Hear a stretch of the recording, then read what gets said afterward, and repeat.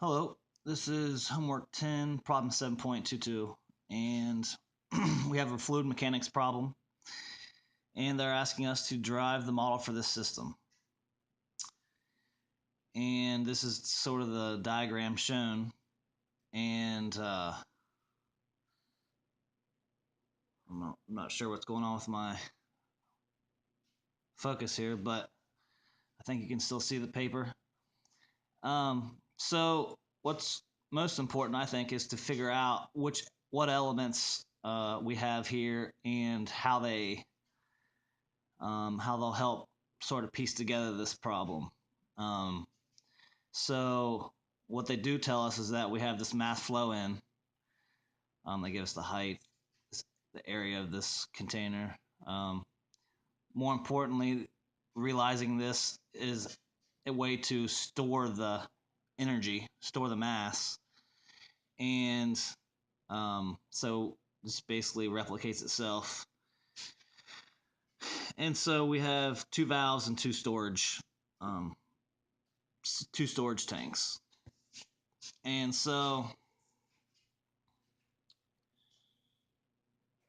as we begin to put this together, um, you kind of have to draw similarities between the electrical system and this to try to help you fundamentally build your equation. And so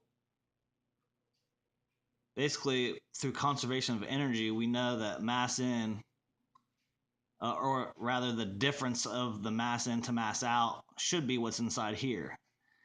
And so you can generate this equation from this part of the diagram. Similarly, with this part, the mass in minus the mass out should be whatever's left over here. And so, since this was mass 1 coming in minus mass 2 should be what's left in the second stored mass, or mass flow, or change in mass, rather. And we also know that with each of the components, that they also have a relationship between sort of the pressure and the resistance, kind of as we saw in the electrical circuits. So we can then draw this relationship here that kind of like how the voltage difference for the electrical circuit, we have the pressure difference. But here there's zero pressure. So that means at the right side of the valve, we have zero pressure. And because this is under hydraulic pressure, we do have a pressure here, and we'll call it P1. And so the valve times the mass flow, the value we have from the valve times the mass flow is the difference in pressure across that valve. And similarly on the second valve, we can also model that the same way, and we have zero pressure here, and this pressure is dependent on these properties of this storage tank. So we also need to model the storage tank, and we know that's really dependent on the height.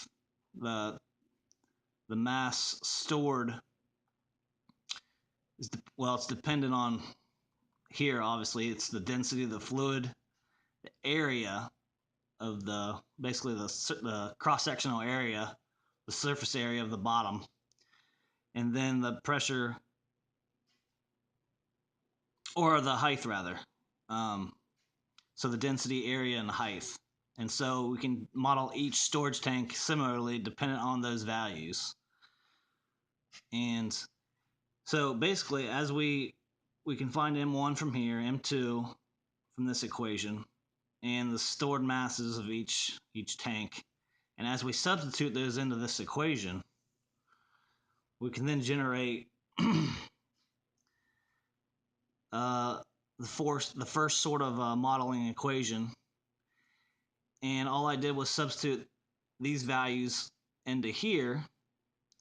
But what I want to do is make this dependent on the height of the container. So if you recall that pressure is the rho gh, the density, gravity, and height, and apply that to each of these pressures, then you can then generate really the equation that we're looking for, our final answer. And just by rearranging this to the left side, this is our given mass flow rate.